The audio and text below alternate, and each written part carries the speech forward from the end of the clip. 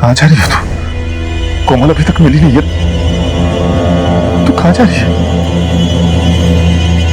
Please मुझे बताओ मेरी कोमल कहाँ है? मैं भीख मांगता हूँ, मुझे बताते मेरी कोमल कहाँ है?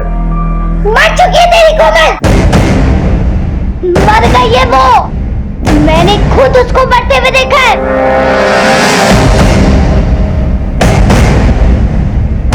आशा,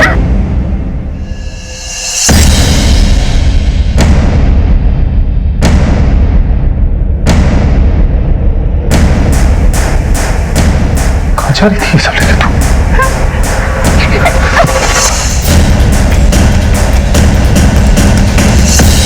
सर, मुझे पता था कि वो लड़की जरूर झूठ बोल रही है। वो तो शुक्र है कि हमारे पैसे बच गए सर, वरना वो लड़की तो हमें कंगाल कर देती ना। उसने कहा कि मेरी कोमल मर गई है। नहीं, ऐसा नहीं हो सकता, मेरी कोमल मर नहीं सकती। वैसे ये चोटें कैसे लगी आपको? मैं कमाटीपुरा गया था अपनी बेटी कोमल को ढूंढने। ये तो बहुत पहले की फोटो है, तो बहुत बड़ी हो गई होगी। आपने देखा क्या इस बच्ची को भी? ये मेरे बाजू वाली खोली में रहती है। क्या तुम्हारी बेटी? यहाँ तो ताला बंद है। क्यों मार रहा है मुझे? मेरी बच्ची कहाँ है? बता दो मैं। भाई मेरी भाई साहब, भाई साहब। सर, मेरी बच्ची पता नहीं किस हाल में होगी। जब तक मैं जिंदा हूं मैं उसे ढूंढता ही रहूंगा। शरद, तुम पागल हो गए हो क्या? उस लड़की ने कहा ना कि कोमल मर चुकी है। तुम बात को समझते क्यों नहीं? तो झूठी थी ना सुषमा। लेकिन शरद, तो उसकी बात भी झूठी होगी। आप उसकी बातों पर यकीन मत कीजिए, वो आपके जज्बातों के साथ खेल रही है। बाबा, आप मुझे सचमुच में भूल गए। वो मैं नीति हूँ, मुझे पता है ये कोमल कहाँ है। कमाटीपुरा जानते हो? सर, नीति की फोटो को आसपास के सभी पुलिस स्टेशन में सर्कुलेट किया, तो दहीसर पुलिस स्टेशन से पता चला है कि नीति एक मर्डर केस में वांटेड है।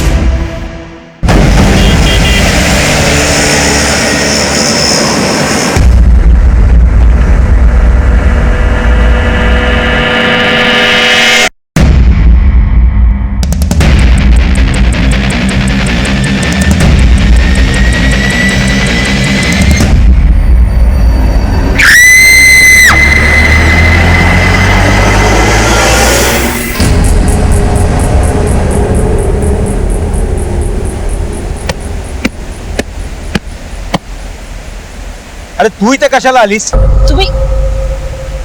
तुम्ही इकडे कशाला आलात? मैं तो कपड़े धोने आई हूँ।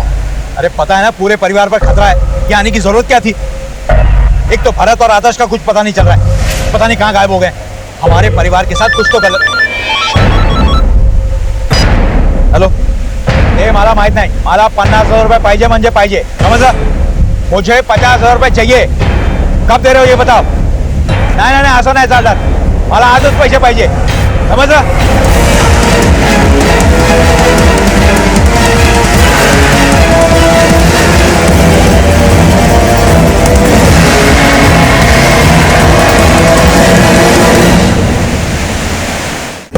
सर,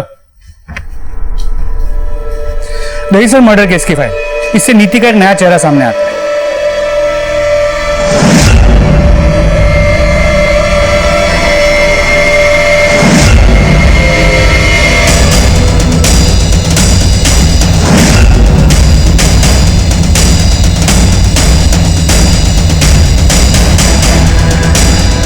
आशा पाटिल?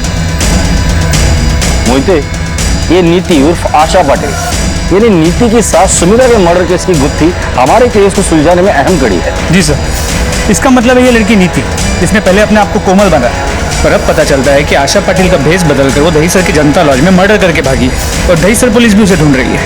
नीति के डीएनए टेस्ट की रिपोर्ट जल्द से जल्द मंगा लो। जितनी जल्दी वो रिपोर्ट आ जाएगी, हमारी केस उतनी जल्दी सॉल्व हो जाएगी। सर, ये 10 साल मेरे भी थे सुषमा। ये 10 साल मैंने सिर्फ अपनी उम्मीदों की बदौलत काटे हैं। ये सोच के काटे हैं कि आज नहीं तो कल भगवान मुझ पर दया जरूर करेगा। बेटी जरूर वापस आएगी। लेकिन शरद, तुम्हारी इस उम्मीद ने मुझसे मेरी सारी खुशियां तो छीन ली ना। तुम्हारे अंदर के इस बाप ने मुझे दोबारा कभी मां बनने ही नहीं दिया। सर, दहीसर मर्डर केस के आई विटनेस रघु को दहीसर पुलिस ने हमें हैंड ओवर कर दिया है। उसके पास नीति के केस के बारे में कुछ इंफॉर्मेशन है। बुलाओ उसे। सर, सर, ये रघु है।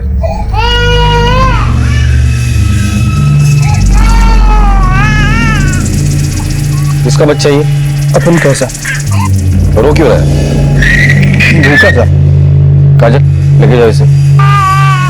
नहीं साहब, वो देखभाल कर लेगी अच्छे से, दे दो। इन सब दे दो।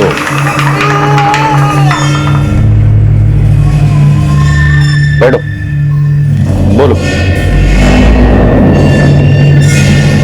साहब, अपन बहुत भारी मुसीबत में पड़ गया ना साहब। उससे पहले अपन की मां को मारा साहब, फिर अपन पे हमला किया साहब। अपन कैसा कैसा करके अपना छोटी सी बच्ची को लेकर अपन कैसे भागे सब अपन जानते साहब। तुम लोगों ने उसके साथ ऐसा क्या किया था कि उसने तुम्हारी माँ को मारा और तुम्हें मारने की कोशिश कर रही है? तुम सब कुछ ऐसा नहीं किए ना साहब। सब एड़ी है साहब। एक सास अपना बहू को, एक पति अपनी पत्नी को कुछ बोलेगा ना साहब, बस सब उसी का बदला ले रही साहब। उसका असली नाम क्या है? नीति, आशा पाटिल या और कुछ? साहब, अपन को जब से उससे शादी हुआ साहब, अपन तो उसको आशा ही बोलता साहब। उसने कोमल बनकर एक घर में घुसकर घर लूटने की कोशिश की और अब फरार है वो। पहले तो तुमने नाबालिग लड़की से शादी की, फिर उससे बच्चा पैदा किया। क्या प्लान था तुम दोनों का? क्या बोल रहे हो आप साहब? अपन अपने बच्चों को माँ बाप दोनों का प्यार देखकर गली गली घूम रहे साहब। आपको लगता है अपन को शक्ल देखिए अपन कुछ ऐसा कर सकता है साहब? एक बात बता, ये कहाँ जाकर छुप सकती है?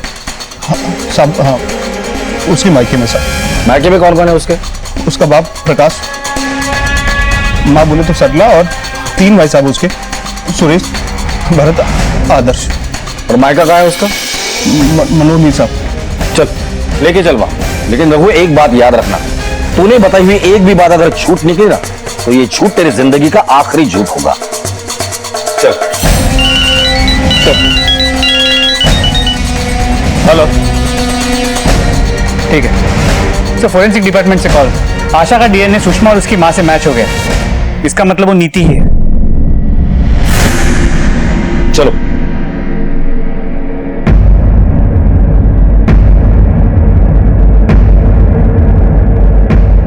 लड़की देखिएगा कहीं पे? हाँ, ये लड़की देखिए वहां पे बैठी है।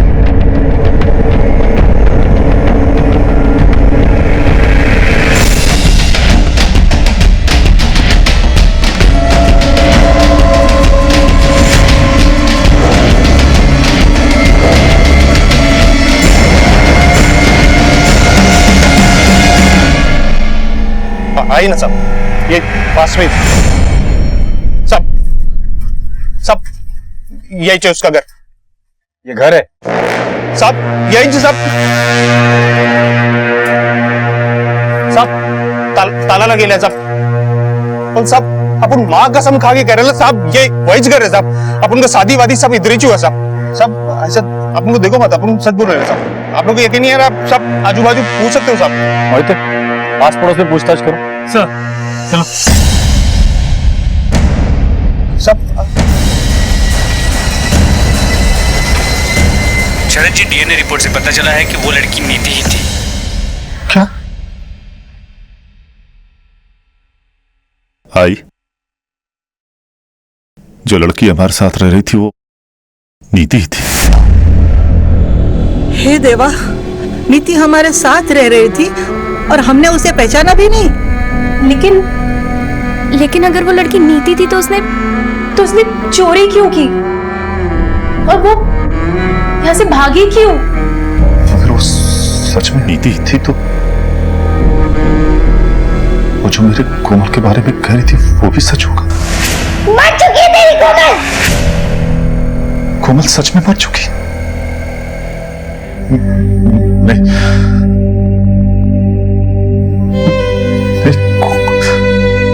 कोमल, शरद, कोमल बच्ची, ये नहीं हो सकता। शरद,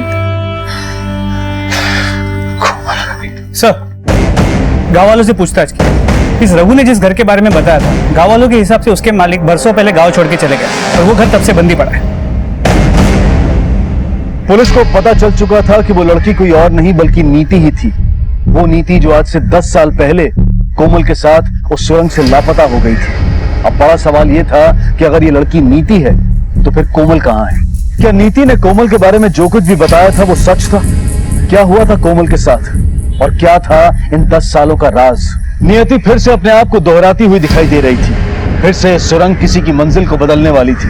बस चेहरे अलग थे, परिवार अलग था और जो चीज बिल्कुल एक थी वो थी जुर्म और जुर्म का तरीका। क्या होने वाला था इस औरत के साथ? क्या हत्यारे इसे भी मारकर इसकी 7 साल की बच्ची को अपने साथ ले जाएंगे? क्या फिर से एक राज सालों के लिए दफन हो जाएगा? क्या पुलिस इस केस की गहराई तक जाकर इसे सुलझा पाएगी? रघु, ये आशा का परिवार उसी घर में रहता है ना, और तेरी शादी भी उसी घर में हुई थी ना। ये आशा का परिवार कहाँ गया अभी? देखिए, गोल गोल घुमाना बंद कर दे, वरना लटका के ऐसे गोल घुमाऊंगा ना, सारा सच बाहर आ जाएगा। बोल। साहब, अपन सच बोल रहे हैं साहब। सर, अपन को कैसा मालूम रहेगा साहब कि अभी उधर कोई नहीं रहता साहब। साहब, अपन को साहब वही पता मालूम था साहब। तुझ पर तो मुझे पहले दिन से ही शक था। पुलिस स्टेशन में आके क्या बोला था तूने? तेरी बीवी ने तेरी माँ का खून किया है, तो तुझे 4 दिन के बाद पुलिस की याद आती है और अपने बीवी से तू भागता हुआ फिर रहा है। देख रहा हूं, अगर अब भी कुछ बताना बाकी है तो बता दे। अगर हम लोगों ने पता लगा लिया ना तो बोलने का मौका भी नहीं दूंगा तुझे। बोल। अब एक बात याद आई सर। सब बोल।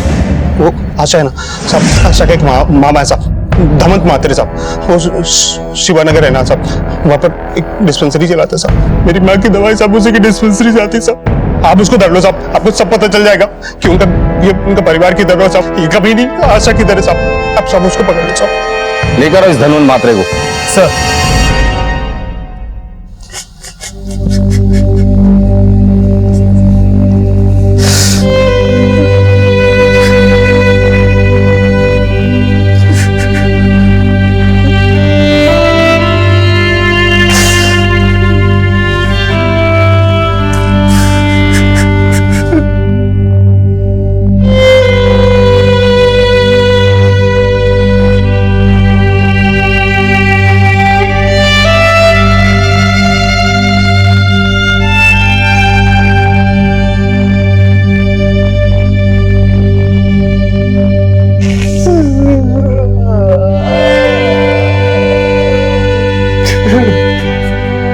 सरला और उसका परिवार इस वक्त कहाँ है? सब सरला और उसके परिवार के बारे में मैं कुछ नहीं जानता और इसमें मैं आप लोगों की मदद नहीं कर पाऊंगा। क्यों?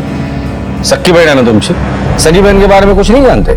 साहेब, ती आणि त्याचा परिवार कुठे राहतो मला माहित नाही सर। उसका पति और उसके पूरे के पूरे ससुराल वाले एकदम झोलर थे और मैं उनसे दूर रहना पसंद करता हूँ। झोलर मतलब क्या किया था उन्होंने? सब एकदम अजीब स्वभाव के लोग हैं, बिना मतलब के किसी से भी नहीं मिलते थे और उनके घर में कोई जाए वो उन्हें पसंद नहीं था। प्रकाश तो 24 घंटा लड़ने के लिए तैयार होता था और उनके बच्चे तो बाप से 2 कदम आगे थे साहब। मैंने भी उन्हें पैसे उधार दिए थे और जब मैं अपने पैसे उनसे वापस मांगने गया तो मुझ पर ही बरस पड़े। मुझे मेरी बहन पे बहुत तरस आता साहब। उनके कर्मों की सजा मेरी बहन को भुगतनी पड़ती है। पुलिस को सुरंग से परिवार के गायब होने की सूचना ने हैरान कर दिया। तरीका वही था। आखिर क्या हुआ उस परिवार के साथ? क्या हुआ उस औरत का और क्या हुआ उस बच्ची का? क्या 10 साल पहले जिस तरह से कोमल और नीति गायब हुए थे उसी तरह से एक बार फिर किस्मत एक 11 साल की बच्ची की खुशियों को नजर लगा देगी? नीति का कोमल के बारे में बताना, रघु का अपनी माँ को जान से मारना और अपनी बेटी के लिए शरद की तड़प ने इस केस को अलग अलग भागों में बांट दिया था। लेकिन अलग अलग दिखने वाली इन कहानियों का आपस में क्या कनेक्शन था? क्यों सरला एक के बाद एक खून किए जा रही थी? इस केस में ऐसे कई सवाल थे जो एक अंधेरी सुरंग में दफन थे और जिन्हें इंतजार था सच्चाई की रोशनी का।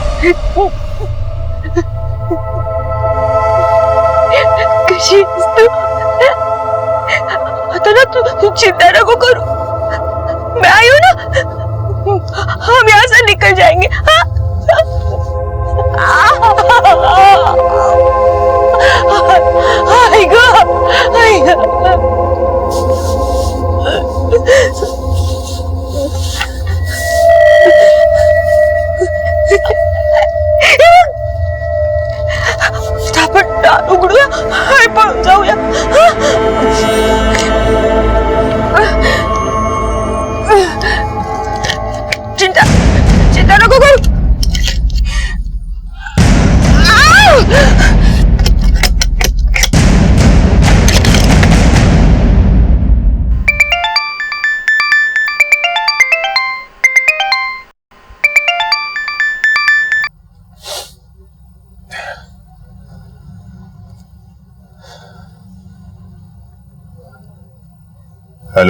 तुम्हारी बेटी जिंदा है,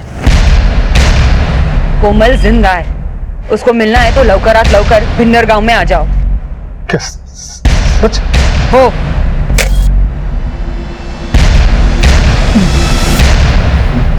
कोमल जिंदा है। ए भाई अरे पैसे दे की माझे फोन से पैसे दे की जाना। सुषमा, हमारी कोमल जिंदा है। सुषमा, सर ये धनवंत का कैरेक्टर काफी ग्रे नजर आ रहा है। इसकी बातों में कितनी सच्चाई है कुछ कह नहीं सकते। एक काम करो, इस धनवंत के कॉल रिकॉर्ड निकालो, सच और झूठ का पता कॉल रिकॉर्ड से ही चल जाएगा। सर नमस्कार, कुलकर्णी बोलते हैं। सब शरद का कुछ पता नहीं चल रहा है। पता नहीं वो कहाँ चले गए। सर वो बहुत टेंशन में थे, प्लीज पता कीजिए ना।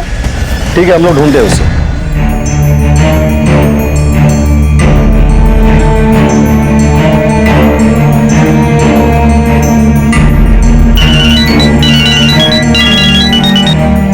हाँ मोहिते। सर सभी जगह पूछताछ की लेकिन शरद का कुछ पता नहीं चला। उम्मीद है वो किसी खतरे में ना हो। क्या ऐसा तो नहीं कि बेटी के दुख में पागल होकर उसने कुछ गलत कदम उठाया हो? एक काम करो, उसका मोबाइल ट्रैकिंग पे डालो और उसकी फोन की एक्चुअल लोकेशन क्या पता करो। जी सर। सर समझ में नहीं आ रहा, अगर नीति ने ये सब कुछ किया है तो इसके पीछे वजह क्या हो सकती है और वो गई कहाँ? क्योंकि ना उसके पास पैसे है ना रहने को घर, वो जा कहाँ सकती है? मोहिते, इस केस की जड़ तक पहुंचने के लिए हमें अतीत की गहराइयों को खंगालना होगा। ये 10 साल इस केस के अहम 10 साल है और मुझे लगता है अगर नीति जिंदा है तो कोमल भी जिंदा होगी। इस वक्त हम लोग इस केस के अंधी गली में खड़े हैं, जिसका दूसरा छोर कहां खुलेगा हमें भी नहीं पता। सर धनवंत मात्रे के कॉल रिकॉर्ड्स, तो उसने हमसे झूठ कहा था। पिछले 6 महीने में उसने 2 बार भिन्नर के एक नंबर से बात की थी और वो नंबर नीति के बाप प्रकाश के नाम पे रजिस्टर्ड है। मोहिते, ये मामला आईने की तरह साफ है। धनवंत ने हमसे झूठ कहा था कि वो सालों से अपनी बहन से नहीं मिला। उठाकर लेकर आओ इस धनवंत को, इससे तो सालों का हिसाब लिया जाएगा। सर सरला और उसके परिवार वालों से आखिरी बार बात कब हुई थी? सर मेरी कोई बात नहीं हुई उनके साथ। 5-6 महीने पहले हुई थी? नहीं साहब। अरे साहब, ये क्या है? झूठ बोल रहे हो हमसे? साहब ने मुझे बुलाया तो मुझे लगा कि प्रकाश ने कुछ किया है और मेरी बहन को भुगतना पड़ेगा, इसलिए मैं डर गया था और मैंने आपसे झूठ बोला। क्या कोमल सरला के पास है? सरला क्या जानती है कोमल के बारे में? और अगर सरला सब कुछ जानती है तो इतने सालों तक उसने ये सच सबसे क्यों छिपाए रखा? क्या इस बार किस्मत की देवी शरद पर मेहरबान हो गई थी? क्या शरद को कोमल मिलने वाली थी? सरला के भाई धनवंत से मिले एड्रेस को खंगालते खंगालते पुलिस आखिर भिन्नर गांव आ पहुंची। लेकिन ये पुलिस की तहकीकात की आखिरी कड़ी नहीं थी, बल्कि एक बहुत अहम और खतरनाक मोड़ था।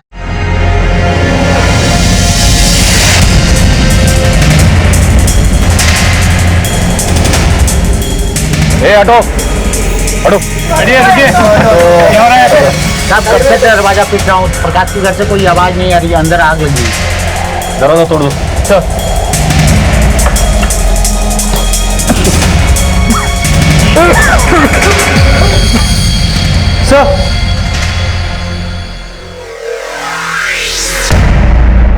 सर मर चुका है।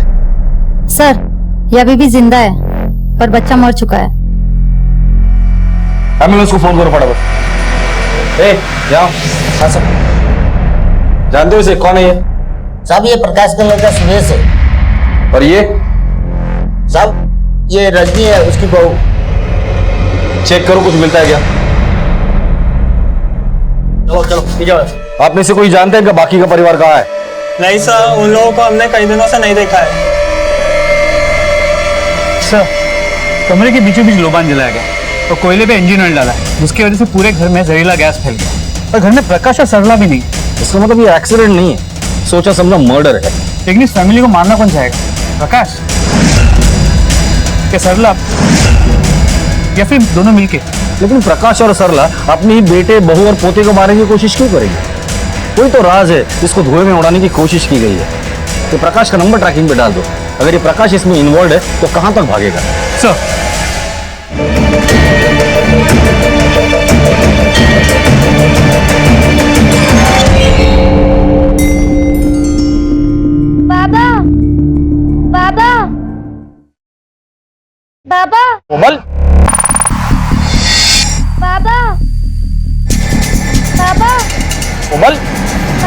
कोमल, भाई, बस गाड़ी रोको। कोमल, भाई क्या हो गया? कोमल, शरद, हेलो सर मुझे कॉल आया था, उसने मुझे बताया कि मेरी बेटी जिंदा है। कोमल जिंदा है, उसको मिलना है तो लवकरात लवकर भिन्नर गांव में आ जाओ। मैं वहां पहुंचा तो मैंने देखा कि बहुत बड़ा हादसा हो गया है, घर के लोगों की मौत हो चुकी है। सर विश्वास के परे जाकर मैं अपने विश्वास को कायम रखने की कोशिश कर रहा हूं, लेकिन आखिरी में निराशा ही हाथ लग रही है। सर क्या हुआ होगा मेरी बेटी के साथ, कहां है वो? शरद जी निराश मत होइए, उनमें से एक विक्टिम अभी भी जिंदा है। हम लोग उसके होश में आने का इंतजार कर रहे हैं। जिस नंबर से आपको कॉल आया था वो नंबर दिखाएंगे? जी, इस नंबर से। तुम्हारे पीछे से एक औरत ने फोन किया था, क्या वो इन दोनों में से कोई है? हाँ साहब, यही थी सर, बहुत पागल थी, मुझे पैसे पड़ने दिले और वैसे ही भाग गई। सरला? सर प्रकाश का फोन ट्रेस हो गया है, उसका लोकेशन गांव के नदी के पास है। चलो।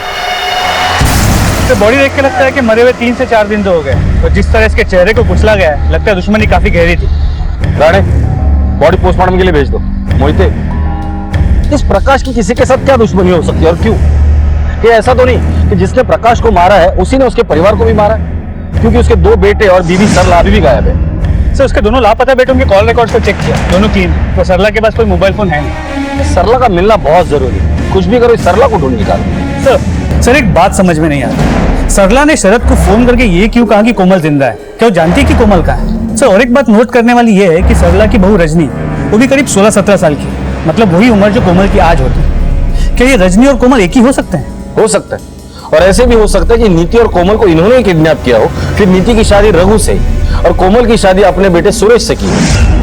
सर मैं सरला के घर के आसपास पूछताछ कर रहा था, तभी मुझे ये आदमी मिला। इसका कहना है कि इसने रात को सरला को देखा है। क्या देखा था तूने? साहब उस रात सरला को जलती हुई अंगीठी और मोबाइल का डब्बा लेके घर में जाते हुए देखा था।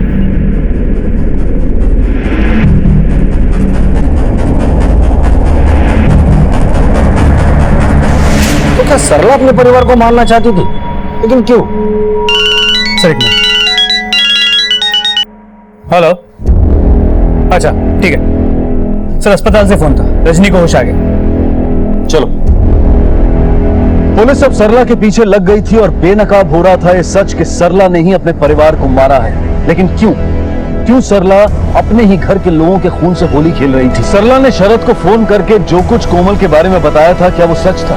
कोमल जिंदा है, उसको मिलना है तो लवकरात लवकर भिन्नर गांव में आ जाओ। क्या कोमल सरला के साथ थी? कोमल? पुलिस इन हत्याओं के पीछे दबी साजिशों का पर्दाफाश करने की कोशिश में लगी हुई थी।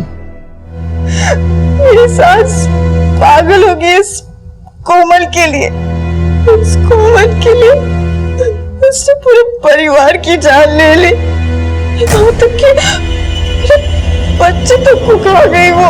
सरला जानती है कोमल को?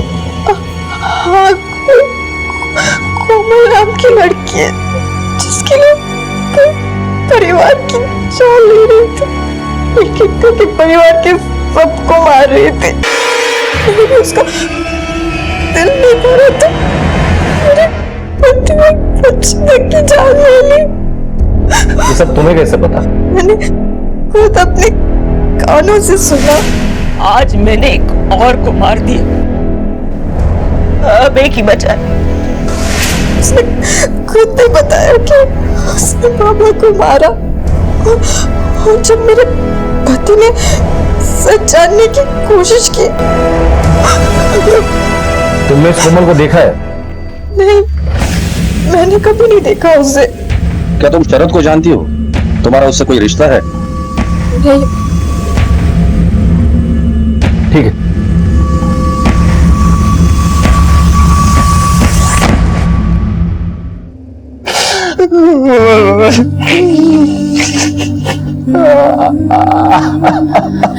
शरद, शरद संभालो अपने आप को। अब नहीं होता सुषमा, अब और हिम्मत नहीं है मुझ में सुषमा। चुका होगा, वो थक चुका होगा।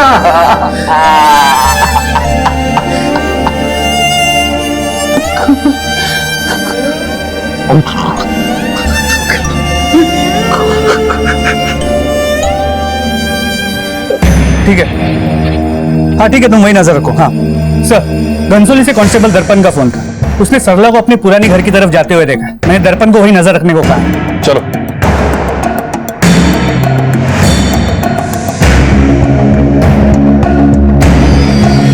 सर, सरला यहाँ गलत के लिए।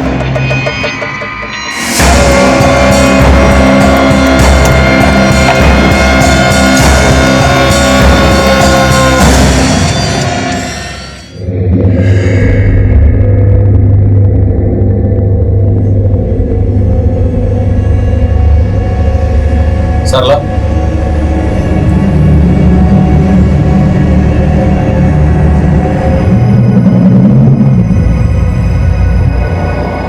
सरला इतने दिनों से कहां छुपी थी तुम? मुझे सुरेश ने एक कमरे में बंद कर दिया था। मैं वहां से ताला तोड़ के भाग गई और वहां से मैं अपने भाई के यहाँ पे गई थी। उसने मुझे बताया कि कोमल के पापा उसे ढूंढते हुए वहां पे आए थे।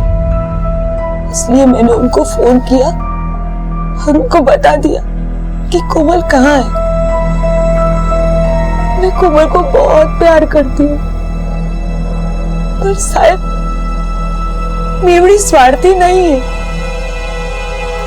कि उसको अपने पापा से दूर रखूं। पर जब तक मेरे घर वाले जिंदा रहते, वो मुझे और कोमल को शांति से रहने नहीं देते। इसीलिए मैंने सुरेश, रजनी और अपने पोते को मार डाला। तुम्हारा पोता तो सिर्फ 1 साल का था, उसे क्यों मारा? साहब, सांप का बच्चा सपोला ही होता है। अभी मेरे पति को मेरे तीनों बेटे साथ दे रहे थे। उधर मोटा हो, वो अपने बाप का साथ देता। मरो मारना, मेरी कोमल के लिए मारा मैंने। फिर मैं और कोमल यहाँ आ गए, मेरी बेटी के पास। तुम्हारी बेटी कहाँ है? वो यहीं पे सोई है, इस कब्र में।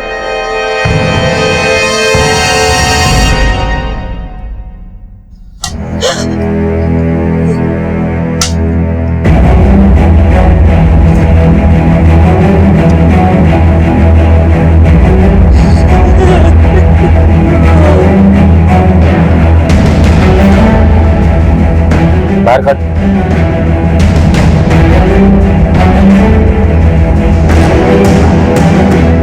क्या ये कंकाल कोमल का है? नहीं सर, कोमल तो जिंदा है। वो देखिए, आपके पीछे ही तो खड़ी। ये तो मेरी आशा।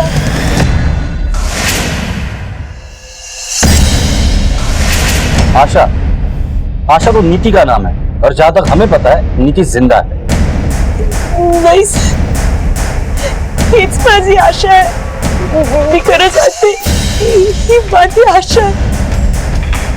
आप मला माहित नसणार की माझी मुलगी आहे की नाही। ठीक है, कोमल का अपहरण क्यों किया था? मजबूरी थी सर। मुखिया जी, गणगौर पाप हुआ है, उसकी भरपाई करनी पड़ेगी, सजा मिलनी चाहिए। शांत हो जाइए भैया, शांत हो जाइए। हाँ, इससे घोर पाप हुआ है। प्रकाश और इनके परिवार से घोर पाप हुआ है। इन्हें और इनके परिवार को इसकी भरपाई करनी होगी। 3 बछड़े की जान के बदले में इन्हें 10 गाय के बछड़े दान में देने होंगे। क्यों मुखिया जी? बिल्कुल सही कहा। अवश्य आपको देने होंगे। कुठून देणार आम्ही? मालिक, हम कहाँ से देंगे 10 बछड़े? नहीं, भरपाई करनी पड़ेगी। भरपाई करनी पड़ेगी। मालिक, हमसे बहुत बड़ी गलती हो गई। हम बहुत गरीब आदमी है। 3 बच्चों के बदले 10 बछड़े कहाँ से देंगे? और बच्चे ने ये जानबूझकर नहीं किया, सब अनजाने में हुआ है। आप चाहे तो हमें माफी मिल सकती है। माफी? मिल सकती है, लेकिन बदले में तुम्हें एक सौदा करना होगा। सौदा? हाँ, और सौदे के मुताबिक तुम्हारी लड़की की शादी मेरी बहन के लड़के रघु से करनी होगी। बोलो, मंजूर है? मालिक, वो तो अभी बहुत छोटी है। तो करवा लो 10 बछड़ों का इंतजाम। मालिक, मालिक सुनिए तो। मालिक, मालिक। 10 बछड़ों की व्यवस्था तो हमसे हो नहीं सकती थी, इसलिए मजबूरी में हमने तय किया कि आशा की शादी सुमित्रा के बेटे रघु से करवा देंगे। अक्कल है कि नहीं? है? अरे जो चारा गाय के बछड़ों को खिलाया तूने, उसमें मैंने दवा मिलाई हुई थी। तेरी वजह से वो बछड़े मर गए। अब तेरी वजह से इस बच्ची की शादी रघु से करनी पड़ेगी। हाँ, 10 साल बड़ा है रघु, इससे उसकी शादी कैसे करा सकते हैं? वो सरला काहे करूं मैं? वो 10 बछड़े कहां से लाऊं? अब इसकी शादी रघु के साथ करनी पड़ेगी। लेकिन बदकिस्मती हमारा पीछा ऐसे कहां छोड़ने वाली थी। शादी के कुछ दिन पहले ही आशा को निमोनिया हो गया और वो हमें छोड़ के चली गई, किसी को भी पता ना चले, इसीलिए हम सब ने उसे यहीं पे दफना दिया। फिर आगे क्या हुआ? पंचायत के डर से हमें ये चिंता खाए जा रही थी कि अब रघु के साथ शादी करवाने के लिए आशा कहां से लाए। उसी वक्त इनको ऐसा लगा कि हम एक काम कर सकते हैं, आशा जैसी दिखने वाली किसी लड़की को ले आते और उसकी शादी आशा की जगह करवा देते। और उन्होंने जाके इन 2 बच्चियों का अपहरण किया। उसमें से नीति बिल्कुल मेरी आशा जैसी दिखती थी, तो उसकी शादी करवा दी रघु से। और कोमल हमारे साथ रहने लगी। बहुत प्यारी बच्ची थी, मेरा बेटा आदर्श। राक्षस था वो, राक्षस। कोमल जैसी फूल सी बच्ची पे उसकी बुरी नजर, वो उसके साथ गंदी हरकत करता था। मैंने बहुत कोशिश की, पर मैं कोमल की कभी कोई मदद नहीं कर पाई, मैं उसे बचा नहीं पाई। चलो माना कि पहली बार अपहरण मजबूरी में किया था, पर अब प्रकाश को क्या मजबूरी आ गई थी कि उसने फिर से लड़कियों का अपहरण करना शुरू कर दिया था? पैसों की कमी तो हमेशा रहती थी। उस साल सूखा भी पड़ा था, हमारी फसल पूरी बर्बाद हो गई थी। इन लोगों को लगा कि ये काम बड़ी आसानी से हो जाता है, अच्छे पैसे और किसी को शक भी नहीं जाता, आसानी से बच सकते हैं, तो उन्होंने ये काम फिर से शुरू कर दिया। तुमने ही तुम्हारे परिवार वालों को मार डाला ना?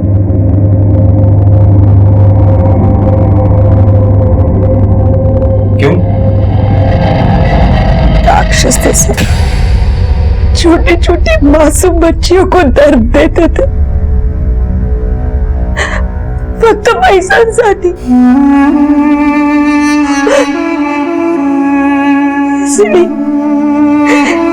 इसीलिए मारा। मेरी कोमल के लिए मैंने उनको मार डाला। तुम्हारे बच्चों की लाशें कहाँ हैं? नहीं मालूम मुझे, वो लोग मेरी कोमल को मुझसे दूर ले गए। और नीति की शादी तो रघु से हो ही चुकी थी, पहले ही जानती कोमल कब है। गांव की पंचायत के एक फैसले ने कई लोगों की जिंदगियों को बदल दिया। आशा की अचानक हुई मौत से प्रकाश के परिवार के सामने पंचायत द्वारा रखी गई शर्त को पूरी ना कर पाने का डर था। इस डर ने उनसे एक जुर्म करवाया और उस एक जुर्म ने कई और जुर्म के रास्ते खोल दिए। सरला के बयान से नीति के माता पिता जयंत और मीना और पायल की हत्या के राज खुल गए थे और अब पुलिस ने किसी भी कीमत पर कोमल को ढूंढ निकालने का फैसला कर लिया था। सुमित्रा की हत्या और कोमल की गुमशुदगी की चश्मदीद नीति को पुलिस ने बड़ी शिद्दत से ढूंढना शुरू किया। अपने पूरे नेटवर्क को उसे ढूंढ निकालने की जिम्मेदारी सौंपी।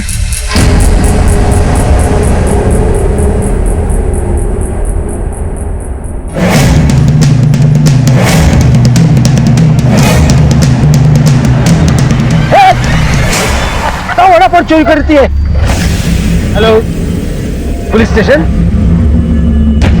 नीति, कोमल या आशा, क्या कहूं तुम्हें? क्यों किया ऐसा? इस आदमी की वजह से। मेरी वजह से? हाँ, तेरी वजह से आज मेरी और कोमल की ये हालत हुई है। तेरी वजह से मेरे आज आई बाबा मर गए। तेरी वजह से मैं उस रघु के गले बंधी जिसने मुझे कितना टॉर्चर किया। तूने हम दोनों को उन दरिंदों के हाथों बेचा था। कौन है? मम्मी पापा ने तुम्हें बेच दिया है? मैंने ऐसा कुछ भी नहीं किया है। मैं अपनी बेटी को क्यों बेचूंगा? मैं अपनी बेटी कोमल की कसम खा के कहता हूँ बेटा, मैंने ऐसा कुछ भी नहीं किया है। 10 साल गुजर गए बेटा, सिर्फ ये जानने में कि मेरी बेटी कहाँ है, किस हाल में है। अगर तुम नीति थी तो कोमल मरने का नाटक क्यों किया था? रघु की वजह से उसको जुए के अलावा कुछ नहीं आता था। जुए के लिए उसने सारे पैसे खर्च कर दिए और पैसों की खातिर उसने अपने घर को गिरवी रख दिया। और घर बचाने के लिए उसको पैसे की जरूरत थी। यार मेरी आशा, क्या बात बताई है तूने? तू एक काम करना, तू कोमल बन के उनके घर जाओ, आराम से रहे, और जिस दिन तेरे को रात में मौका मिलेगा उनके सारे गहने और सारे पैसे लेके तुम भाग के आ जाओ। फिर हम एक अच्छी मस्त सी लाइफ एकदम हम जिएंगे। तू करेगी नहीं मेरे लिए? बोल, अपने इस लड़की के लिए करेगी ना? तुम हाँ बोल। तुमने अपनी सास सुमित्रा को क्यों मारा? नहीं, मैंने उन्हें नहीं मारा। उन्होंने रघु और मेरी बात सुन ली थी। तेरे को प्लान बताया ना, आज तू अपने मामा के घर जा रही है और वो कोमल बनकर। तेरे को उधर जब भी मौका मिले ना तो तू उनके सारे गहने और सारे पैसे लेके ना वहां से निकल देना, और अपन तेरा बाहर ही वेट करेंगे। समझा? तो टेंशन मत। ये क्या चल रहा है तुम दोनों के बीच में? आई सुना, यानी मेरी आई तो एक्सेप्ट बाहर नहीं था। तुम बात करे ना। सुनो बोलना। क्यों स्लो बोलूं मैं? नालायक, शर्म नहीं आती है तुझे? अरे कितने पाप कर चुका है तू। मैंने सोचा था कि तेरी शादी करूंगी तो तू सुधर जाएगा, पर नहीं, यार सुधरने के बजाय तूने मेरी बहू को अपनी जैसा बना दिया। और देख, मैं तुझे ये काम करने नहीं दूंगी। मैं पुलिस स्टेशन जाऊंगी, उनको बताऊंगी तेरी असलियत। जाऊंगी। ये सब रघु ने किया है। बोल। हाँ सब आपने झूठ बोला साहब। अपन आप लोग का मदद करेंगे साहब, तो आप लोग अपन शक नहीं करोगे साहब। सारा इल्जाम ना साहब को आशा पे आएगा साहब।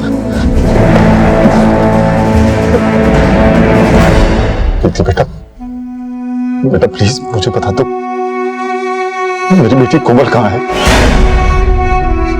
कम से कम यही बता दो कि वो जिंदा भी है या नहीं। शरद जी, आपकी बेटी कोमल जिंदा है। किसी ने उसे कामाडीपुरा में बेच दिया था, पर हम पर भरोसा रखिए, हम कोमल को ढूंढ निकालेंगे।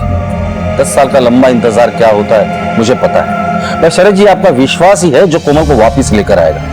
और यकीन मानिए, जब तक कोमल वापस नहीं आती इस केस की फाइल में बंद नहीं करूंगा। नीति द्वारा किए गए खुलासे से पुलिस पूरी तरह से हरकत में आ गई थी। उन्होंने मुंबई के सभी रेड लाइट एरियाज में कोमल की खोज तेज कर दी। एक एक बस्ती, एक एक अड्डे पर छापे मारे गए। ग्राहकों से, दलालों से, अड्डों को चलाने वालों से पूछताछ की गई। और अब शायद वक्त आ गया था कि एक बेबस बाप से उसकी बेकसूर बेटी मिल जाए। कोई अपनी जगह से हिलेगा नहीं, बस वो गाड़ी चला रहा। कब से यहाँ पर तू? साहब बचपन से। ये फोटो देख, इस लड़की को कुछ साल पहले यहाँ बेचा गया था, जानता है इसे? साहब 10-15 साल पहले ये आका के पास थी। ये आका कहाँ मिलेगी? 64 नंबर। जल्दी का। ये साहब, इस लड़की को आज से 10 साल पहले तुमने खरीदा था, कहाँ ये लड़की? क्या साहब, आप भी कितनी पुरानी बात लेके बैठ जाते हो? इतना पुराना किसको याद रहता है साहब? ये लड़की एक मर्डर केस में सस्पेक्ट है। अब बताओ साहब, एक काम करते हैं, मामला यहीं पे ले दे के निपटा देते हैं। बिल्कुल सही कहा, ले दे के ही मामला सलटाते हैं। शुरू हो जाओ। सब बताती हूँ साहब। ले चलो इन्हें, उठा लो।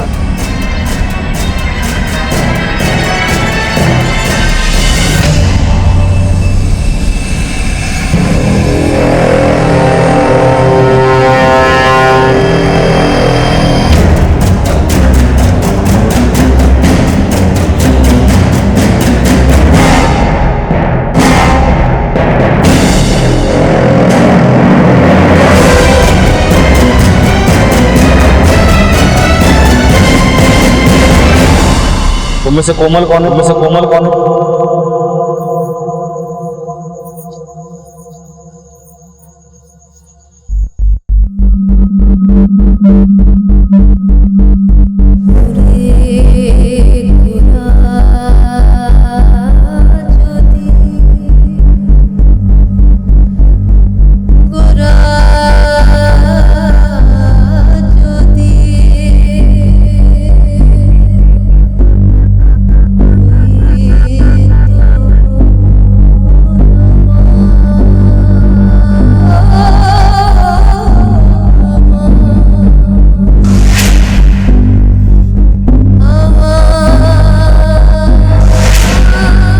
लड़की तो बहुत ही खूबसूरत है, ले रख।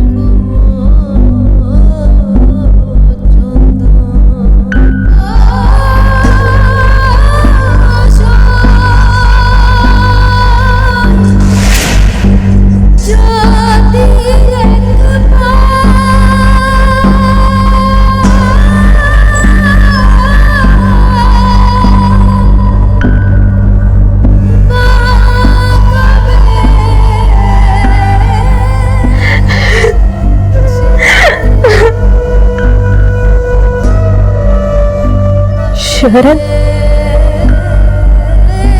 कोमल,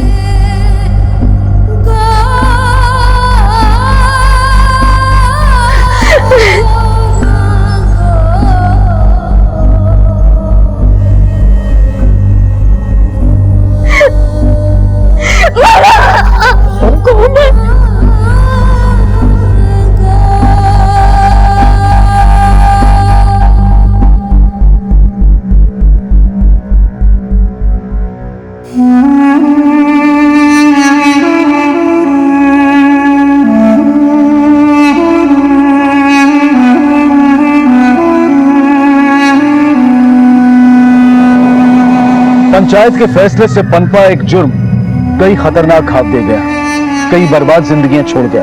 सरला पर कोमल की निश्चलता ने ऐसा असर छोड़ा कि वो उसकी यादों को समेटते ही रह गई और मजबूरी में किए गए एक जुर्म को आदत बना लेने पर अपने ही परिवार को खत्म कर दिया।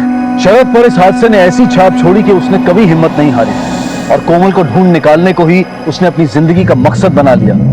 और उसके इस यकीन की लाज रखी मुंबई पुलिस ने। मुंबई पुलिस के इस कारनामे की जितनी सराहना की जाए कम है। कोमल की ही तरह दूसरे हादसे की शिकार आस्था को भी बचाकर उसके पिता को सौंप दिया गया। आज कोमल अपने माता पिता की देखरेख में है और नीति को भी शरद ने अपना लिया है। इंसान कभी मजबूरी में तो कभी आदतन जुर्म करता है, लेकिन उस जुर्म का असर जरूर होता है, किसी पर सीधा तो किसी पर छुपा हुआ। यह हम पर निर्भर करता है कि हम समाज को किस रूप में देखना चाहते हैं। किसी की भी जानी अनजानी गलती की इतनी बड़ी सजा देने से पहले उसके संगीन नतीजों पर नजर डालना बेहद जरूरी है। देखते हैं हमारे आज के एपिसोड की दूसरी कहानी। बेटा वो गन है।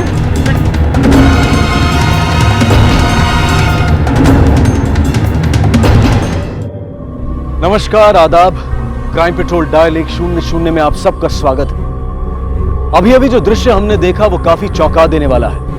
एक 11 साल की बच्ची आयुषी ने अपने ही घर वालों पर पिस्तौल तान रखी थी और ये भी आप समझ ही गए होंगे कि उसके हाथ में कोई खिलौना नहीं बल्कि असली में पिस्तौल है, जो अगर गलती से चल जाए तो उसके परिणाम बहुत बुरे हो सकते हैं। आप सबके मन में ये सवाल जरूर चल रहा होगा कि आखिर ये 11 साल की बच्ची इस खतरनाक हथियार के साथ क्या कर रही है। लेकिन उससे पहले ये जानना भी जरूरी है कि आखिर ऐसे वो कौन से हालात थे जिसकी वजह से इस बच्ची को यह हथियार उठाना पड़ा। क्या उसके साथ कुछ गलत हो रहा था? अगर हाँ, तो आखिर कौन था जो उसके साथ ऐसा कर रहा था?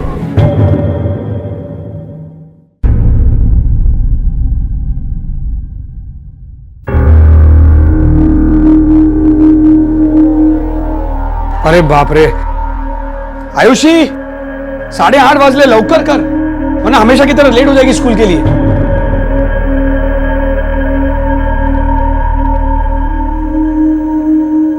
बेटा टिफिन लेके जाओ।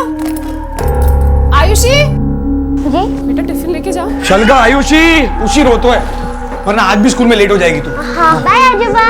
बाय बेटा। बाबा आपका नाश्ता लगा दूं? हाँ बेटा अब तो लगा दो। और आपका आई? नहीं, मैं बाद में खाऊंगी।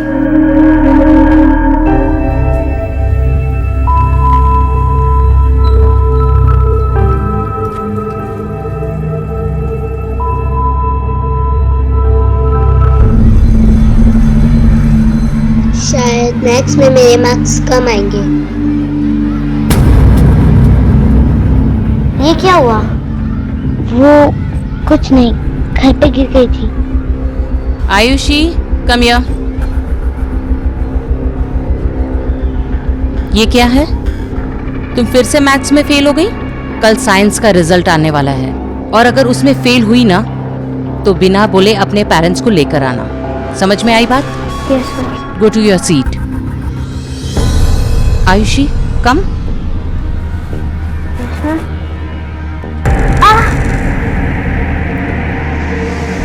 ये क्या हुआ?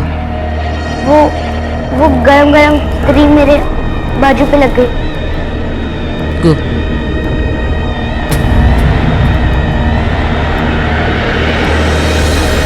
देखिए, मुझे कहना तो नहीं चाहिए, लेकिन मैंने पहले भी आयुषी के शरीर पे ऐसे चोटों के निशान देखे हैं। कहीं कोई प्रॉब्लम तो नहीं है?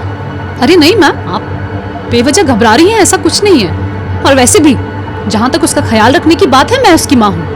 मुझे किसी से सीखने की जरूरत नहीं है कि उसका ध्यान कैसे रखना है। Thank you. चलो।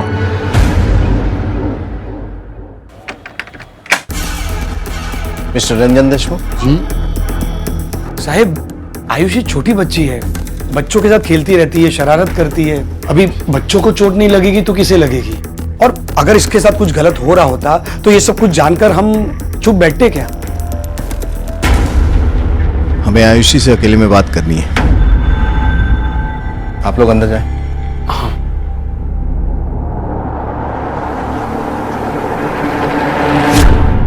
बेटा आपको किसी से भी डरने की जरूरत नहीं है। आप हमें सब कुछ सच सच बता सकते हो। पुलिस अंकल आपकी मदद के लिए आए हैं ना?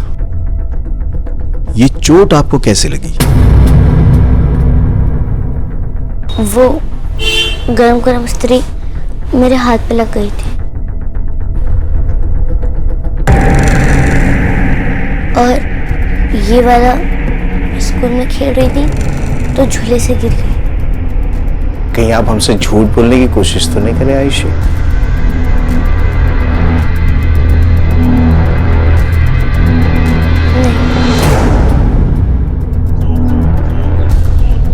सर ये आयुषी केस के बारे में आपको क्या लगता है? सही, कुछ तो प्रॉब्लम है इस लड़की में। एक काम करते हैं, उसका मेडिकल करो, कोर्ट से ऑर्डर। Okay sir. आयुषी को देखकर पुलिस को ऐसा लग रहा था कि वो किसी दबाव की वजह से सच नहीं बोल पा रही है। शायद वो अपने परिवार के डर की वजह से सच नहीं बोलना चाहती थी। ऐसे में सच पता लगाने का पुलिस के पास सिर्फ एक ही तरीका बचा था और वो था मेडिकल टेस्ट। टेस्ट से ये बातें साफ हो सकती थी कि आयुषी के शरीर पर लगी चोटें महज एक एक्सीडेंट है या फिर वाकई उसके साथ कुछ बुरा हो रहा था।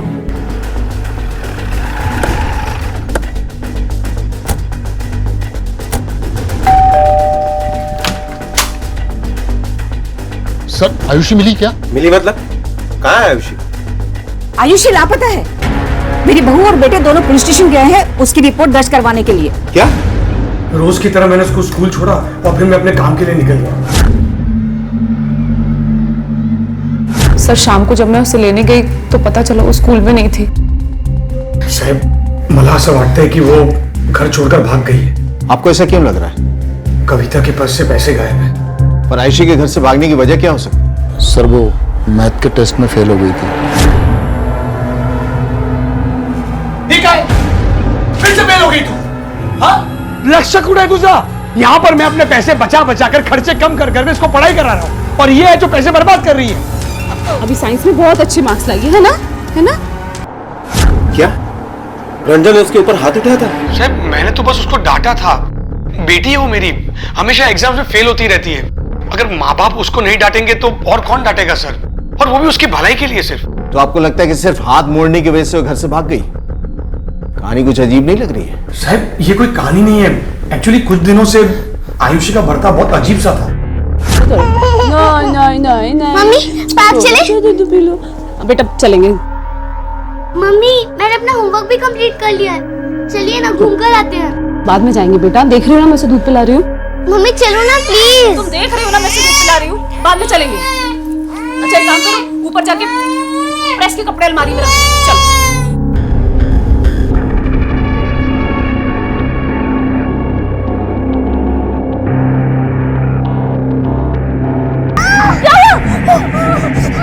कैसे चल गया? चलो चलो चलो रो मत, अभी हॉस्पिटल चलते हैं। हाँ चुप चुप आज। सर बात दरअसल ऐसे है कि पलक के पैदा होते ही आयुषी के बर्ताव में काफी बदलाव हो चुका था। उसे लग रहा था कि उसकी माँ 2 हिस्सों में बंट चुकी है और वो उसे अच्छा नहीं लग रहा था। तो अपनी माँ का ध्यान अपनी तरफ खींचने के लिए आयुषी अपने आप को चोटें पहुंचाने लगी। आयुषी की एक फोटो दे दीजिए, हम फौरन तलाशी शुरू करते हैं। ये लीजिए सर। सर कैसे भी मेरी बच्ची को ढूंढ निकालिए प्लीज, पता नहीं कहाँ होगी, किस हाल में होगी। साहब अजुन एक गोष्ट है, आयुषी के लिए और कोई खतरा हो ना हो, वो खुद के लिए बहुत बड़ा खतरा है।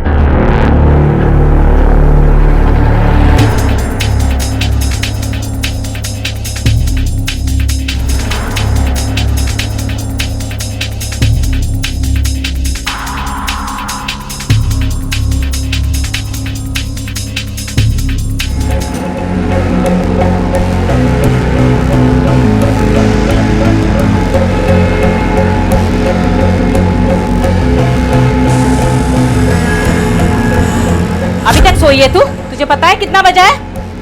और अभी अंधेरा है, मैं थोड़ी देर और सो जाऊं। तुझे मैंने बताया था ना कि आदि की स्कूल की बस 7 बजे आती है और उसके पहले तुझे उसे तैयार करना, उसका टिफिन भी तैयार करना है, पता है ना? पर अभी तो सुन जिया, ये मेरा घर है और यहाँ हुकूमत मेरी ही चलेगी, समझे? तो चल जल्दी उठ।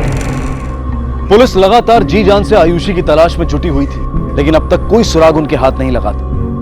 पर क्या वाकई में आयुषी को कोई दिमागी परेशानी थी जिसकी वजह से वो न सिर्फ अपने लिए बल्कि दूसरों के लिए भी खतरनाक बन चुकी थी? वहीं दूसरी तरफ आयुषी जिस परिवार के साथ रह रही थी वो उसकी जान पहचान के लग रहे थे। आखिर कौन थे ये लोग? आयुषी इन तक कैसे पहुंची और वो इनके साथ क्यों रह रही थी? क्या आयुषी के सर पर कोई बड़ा खतरा मंडरा रहा था? सर आयुषी को गायब हुए 24 घंटे हो चुके हैं, इसलिए मैंने उसके फोटो पुलिस स्टेशन में सर्कुलेट करवा दिए। सिर्फ आसपास ही नहीं, महाराष्ट्र के हर पुलिस स्टेशन में उसकी तस्वीर सर्कुलेट करवा था। ये रंजन हमसे सच बोल रहा है या कुछ छुपाने की कोशिश कर रहा है? सर एक्चुअली पूछा जाए तो ये रंजन की कहानी मेरे गले से तो नहीं उतर रही है। जो लड़की अपनी माँ का अटेंशन पाने के लिए खुद को चोट पहुंचा सकती है, वही लड़की डांट या मार खाने के डर से घर से भाग भी जाती है। तो सही कहीं ऐसा तो नहीं ये लोग खुद आयुषी से छुटकारा पाना चाहते हो और उसके गायब होने में इन्हीं लोग का हाथ हो? शक्यता है।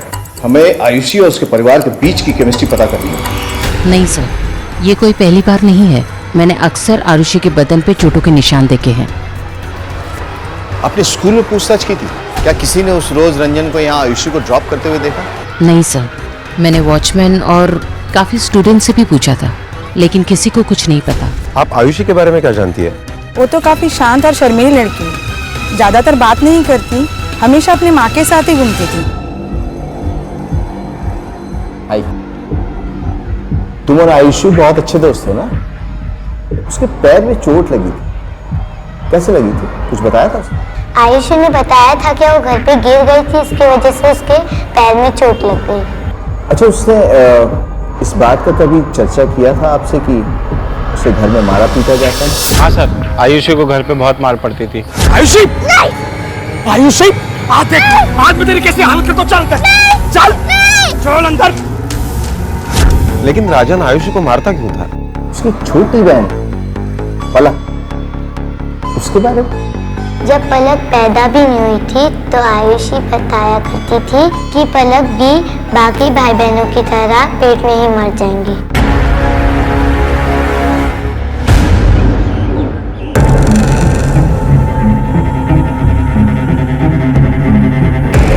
क्या हुआ? फोन चाहिए। फोन चाहिए तुझे? हाँ, एसटीडी कॉल भी कर ले। बिल तो तेरा बाप भरता है ना, जा फोन वगैरह नहीं मिलेगा। जाके साफ सफाई कर, जा कहा ना। यही बताओगे या पुलिस स्टेशन में? हाँ साहब, उस दिन आयुषी को मैंने बहुत पीटा था। वो तो हमें पता है, क्यों पीटा था ये बताओ। वो सर उसने काम ही ऐसा किया था। शायद पता नहीं उस पर कौन सा भूत सवार हो गया था, उसकी वजह से कविता के पेट में ही बच्चा मर गया। ऐसा उसने पहली बार नहीं किया था, उसके वजह से मेरे 7 मिसकैरेजेस हो चुके थे। अगर इससे पहले 7 मिसकैरेजेस हो चुके हैं तो फिर पलक कैसे बच गई? साहब, पलक के वक्त हमने इसका कितना ख्याल रखा ये हम ही जानते हैं। 1 मिनट के लिए भी उसे अकेला नहीं छोड़ा।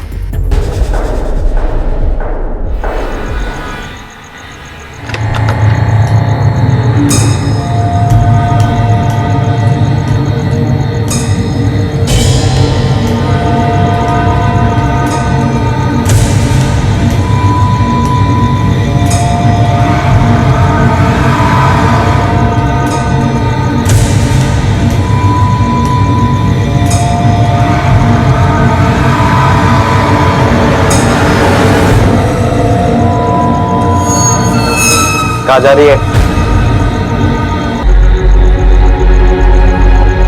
तेरी हिम्मत कैसे हो रही मेरा फोन हाथ लगाने की? चल फोन दे मेरा। नहीं। एक बार बोला तो सुनाई नहीं दे रहा तुझे? चल फोन वापस दे। नहीं।